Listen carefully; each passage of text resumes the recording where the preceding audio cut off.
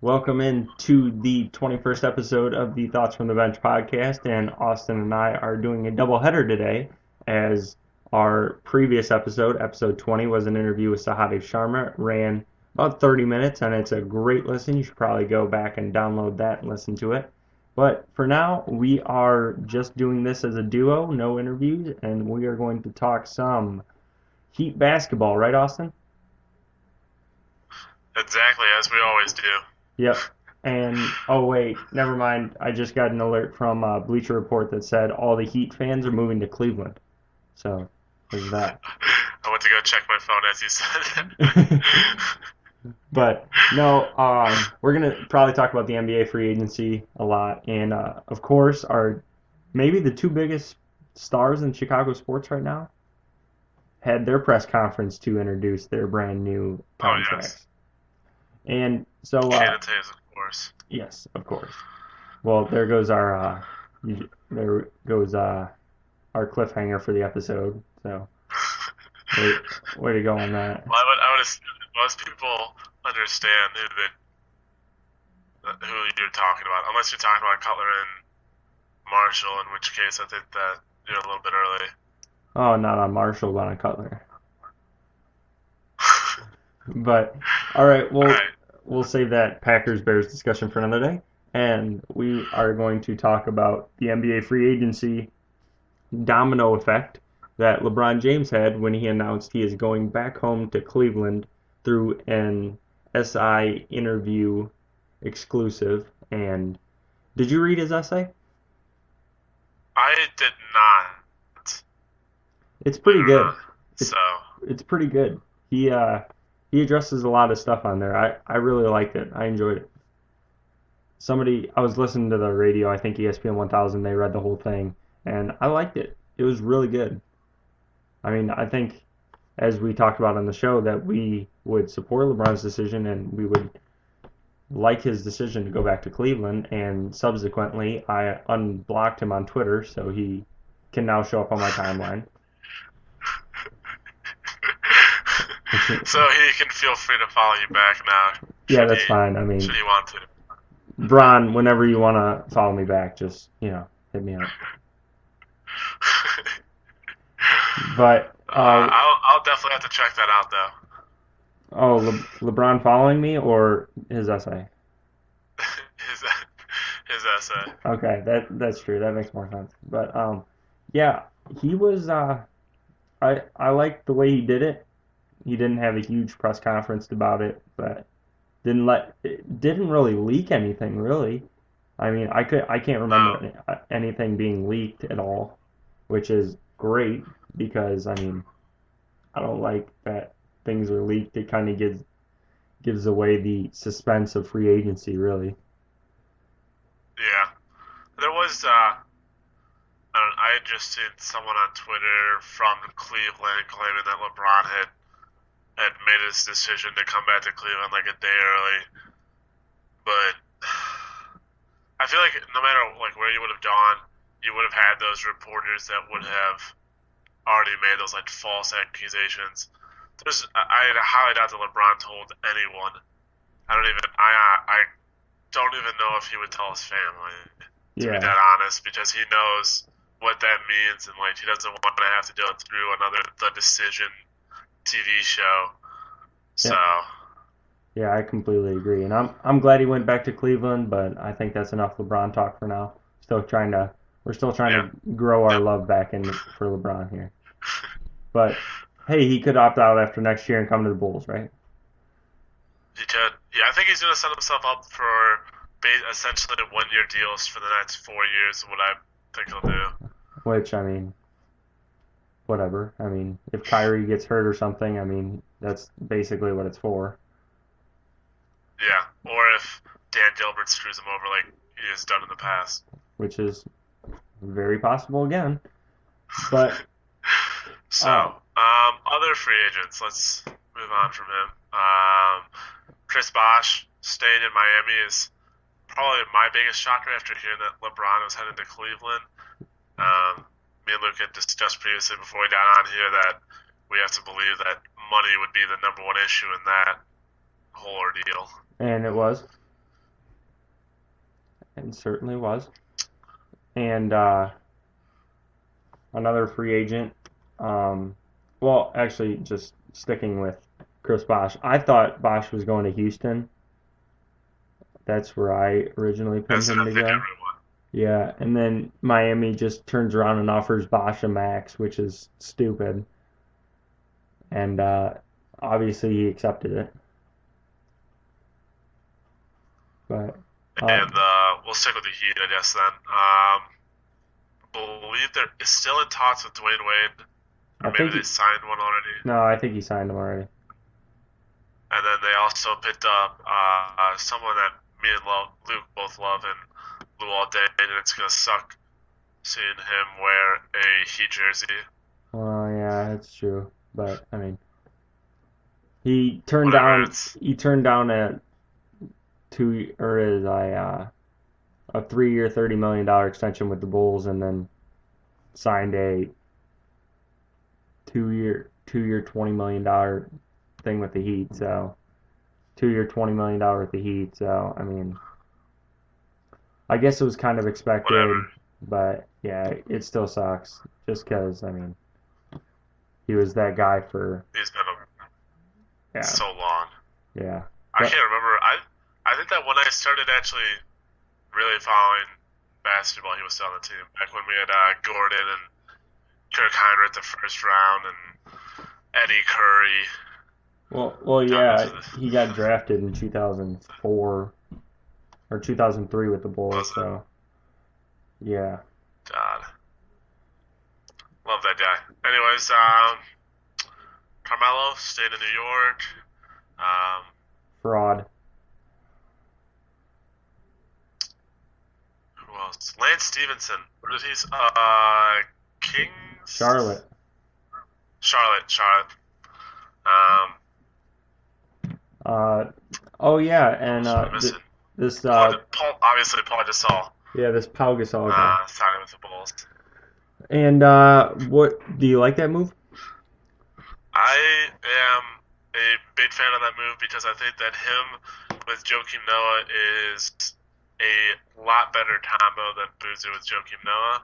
I agree. And I I like Paul Gasol, and I like that the fact that he came to the Bulls instead of going with the Spurs and Thunder, who both were in contention. So that tells me that at least the Bulls office is doing something there. Yep.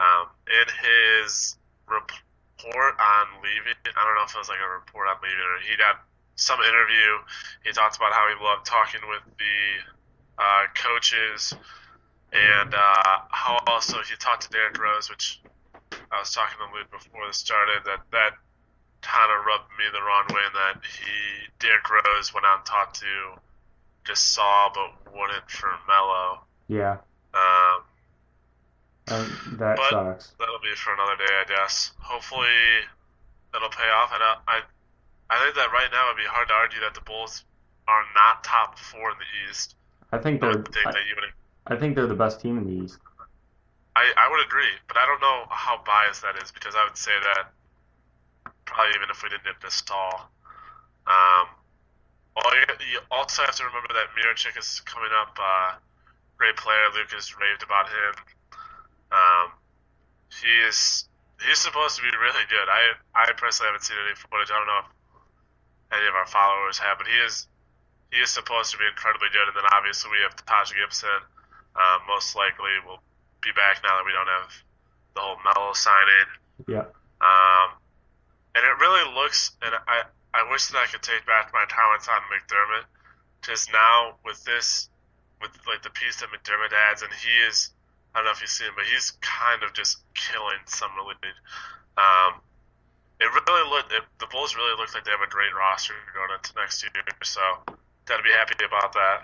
Yeah, their roster looks so deep. I mean, you got starting probably it's going to be D Rose, Butler at the 2, Dunleavy at the 3, Taj maybe at the 4. Taj might start at the 4 and have Gasol back up Noah, and Noah obviously starting, but they have front court with Mirotic backing up Gasol or Mirotic backing up Gibson and Gasol backing up Noah. I mean, that's one of the deepest front courts in the NBA. Yeah, And then you got McDermott off the bench who can shoot lights out from three.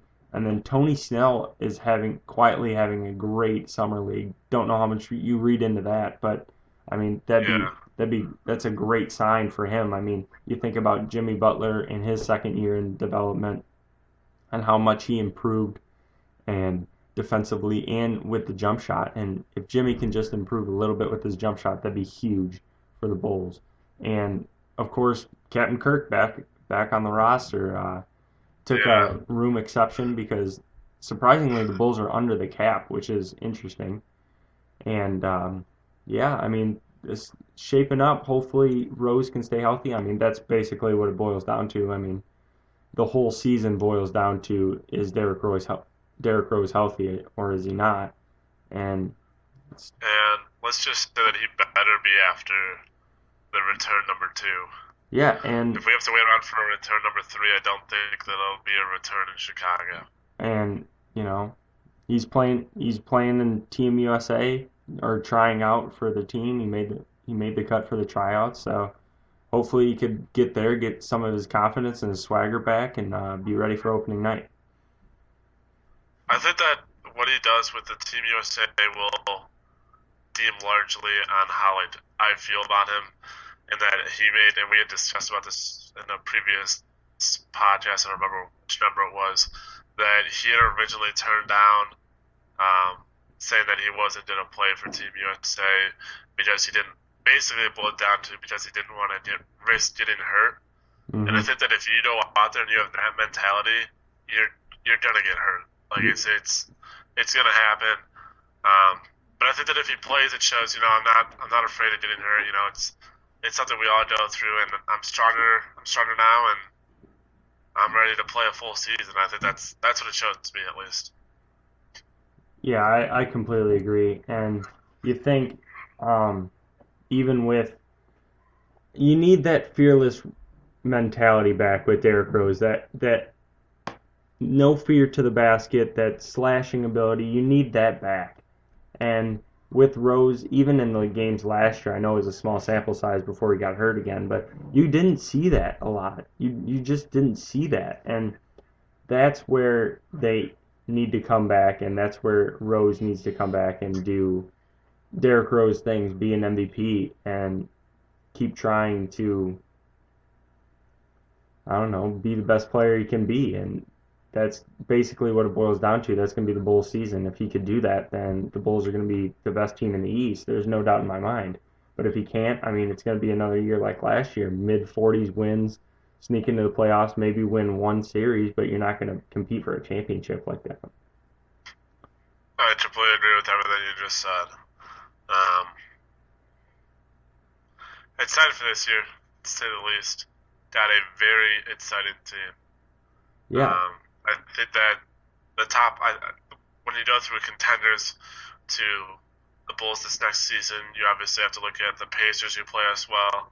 Um, I think the Wizards, obviously, I mean, they beat us last year, but I think that we've done enough improvements going into this year where I think that I think that I could safely say that I think that we could beat them. Hmm. I don't think you have to worry about the Knicks or I I don't see Miami being a real factor. They might sneak in at the 6, 7, or 8 spot, but I don't see them giving a run. The one mystery team is the Cavs now. Hmm. With LeBron. He could be huge. I also have heard about Love going there, and I think that there's an unrealistic. I don't think that's going to happen. You know, I doubt that that's going to happen. And there are actually a lot of. I've actually talked to a few of my friends who are Cavs fans who believe that they're going to get it without having to give up Wiggins. There's And no sure, way. that makes for a dream team roster, but it just I don't think it's going to happen. And I think that even without Love, the Cavs are a scary team. Obviously, you have the best player in basketball, and um, no disrespect to Kevin Durant, because Kevin Durant is a great player, and I absolutely love him. But no, there's no one that in my mind compares to LeBron James. And then you put on the same team Kyrie Irving, who has been killing it despite having a terrible roster around him, Yep.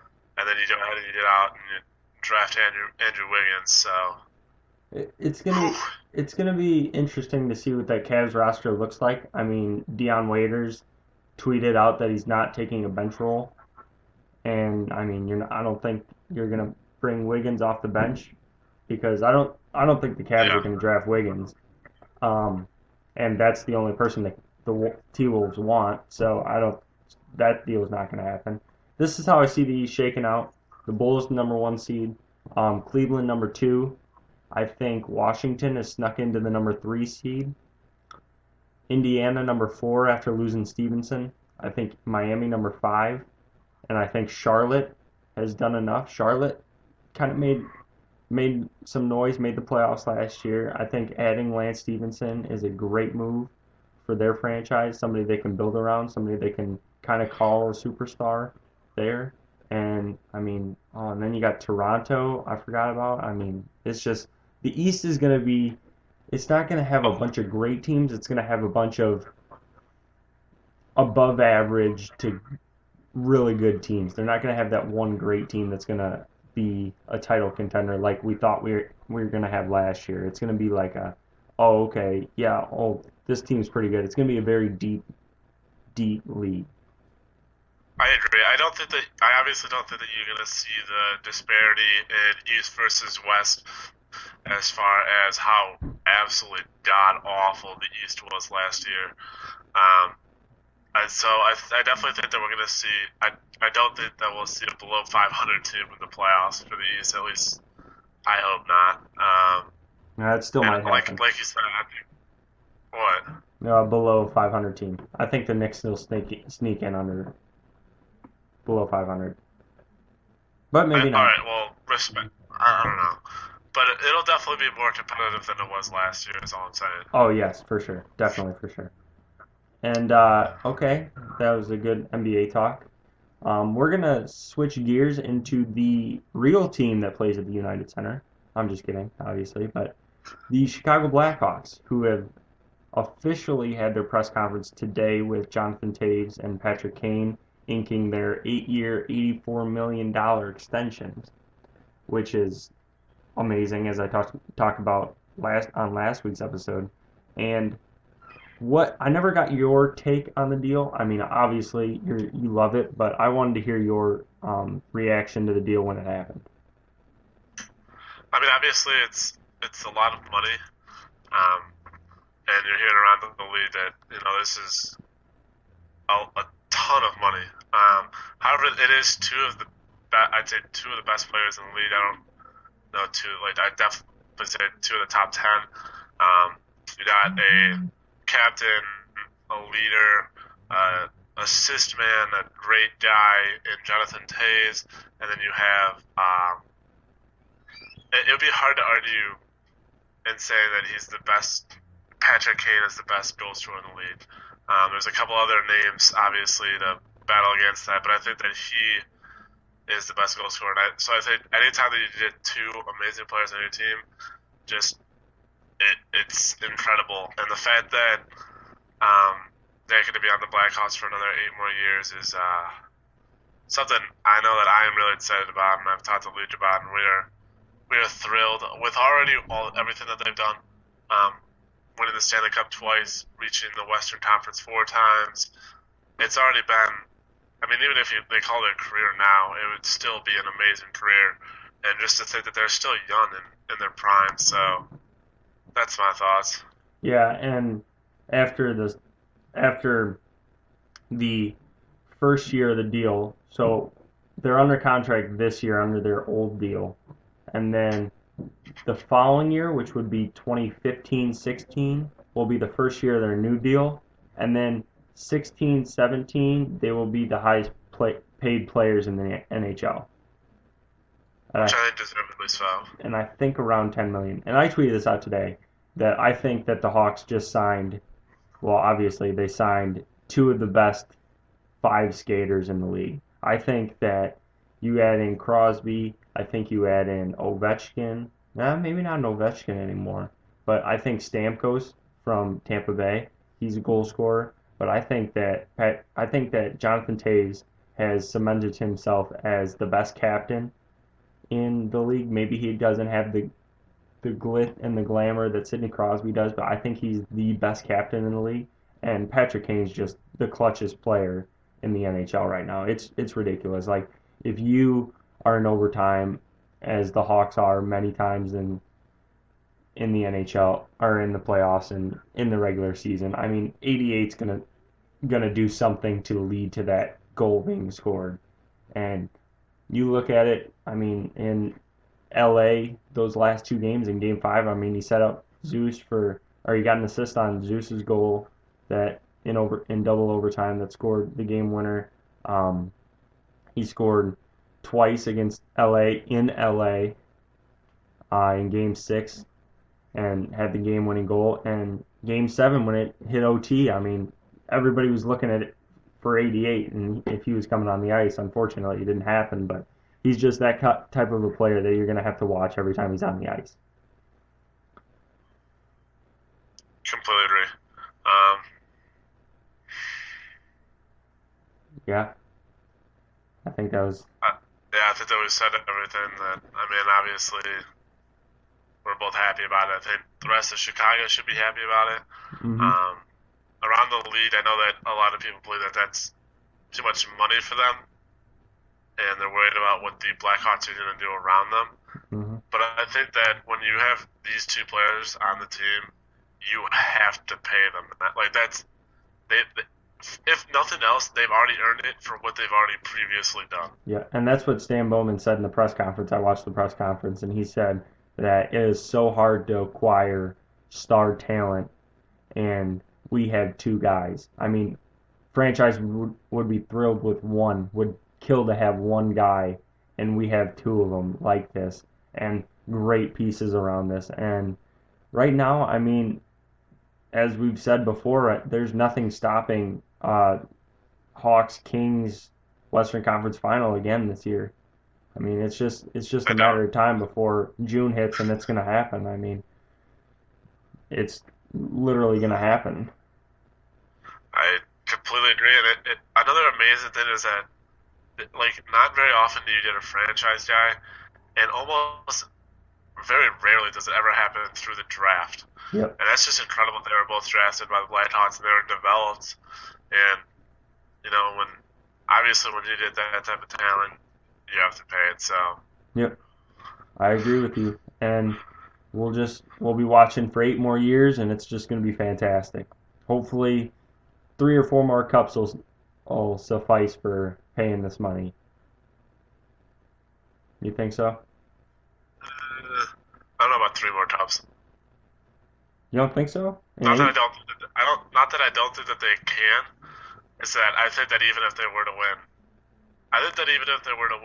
one more cup and go to another conference final, I'm just money well spent. No, I completely agree with you. I'm just predicting their 8-year run. Oh yeah. I mean, like you said, I don't see next year. Obviously, I'm gonna knock on wood, but I don't see there being any other team going to the Western Conference Finals besides them in LA. And not that LA has done anything to make me question their stance, but it really is anyone's game once you get to the conference finals. And I think that with the whole Blackhawks and Kings kind of like switching off every year basically and winning, you gotta like the odds. Yep, so I agree with you. And I can't wait until it's coming. I mean, I know our buddy Kern Buck on Twitter's got the countdown going every day. He's tweeting out a different number, just counting down. I think today I think we're in the mid 80s, but it's coming. It's coming, and we're excited. I mean, football season's right around the corner. I mean, we've had our draft order. Austin and I are in the same league that I commission, and so is Ben and Shane, former podcast hosts, and we'll be giving updates throughout the year on the podcast about our fantasy football experiences. And feel free to chime in on who you guys believe that we should pick. Luke has, well, I don't know if I want to spoil the season for you, but all right, we did it based on the show The Bachelorette, If you haven't seen it, it's on ABC. Definitely suggest it. Very drama filled. Luke, we already know who wins, and I'm not going to spoil it. But basically, Luke has the number 2 pick, and I have the number 3 pick. I got lucky enough to get my farmer boy Chris, and I'm very happy with that number 3 pick. And there's 3 keepers in our league. We got Jamal Charles, Drew Brees, and Calvin Johnson off the board. So from there, you'd have to assume number 1 pick is AP.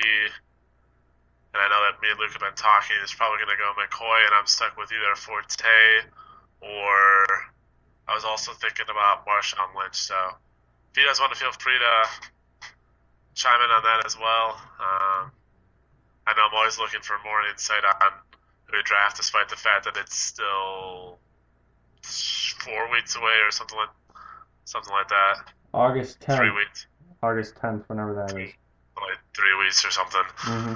So just waiting on that, basically. Number 21's Chicago Sports. What are you thinking? I got one name in mind. You're not gonna make me struggle, are you?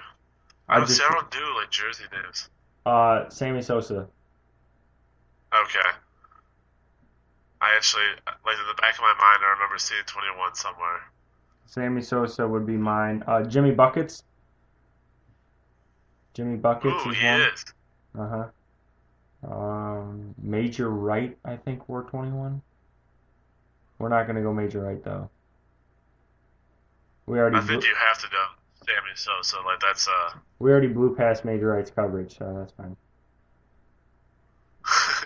I don't know if any Sox players are 21, but not sure. Not quite sure, but yeah, I think we got to go Sammy. Agreed. All right, we are going with Sammy Sosa, our 21 of the week. You can follow us on Twitter at ShyBenchThought. You can like us on Facebook, Thoughts from the Bench. You can find our podcast on iTunes or Stitcher if you're an Android user. And you can also find our podcast on YouTube if they'd ever load. They're taking forever to load. So if we'll tweet out a link with a blog post with all those links in there, and you can definitely find that there. And that's about it. I think that's it. We got an hour of podcasting in today, Austin. How you feeling? A little lightheaded. I'm headed off to the Sox game on Saturday night. It's going to Brave. Yeah, I know. I'm excited to see him. I didn't get to see him. I went in May, and he was on the DL, so I haven't gotten to see him yet. So I'm excited to see him, and I'll definitely tweet out some pictures from that, and that'll be it. Just go Cubs, go Sox, and we'll just wait on some 2015, 2016 until we watch some good baseball, huh? Yeah, exactly. All right. Well, that's going to do it for episode 21 for Austin. I am Luke, and we'll see you next week.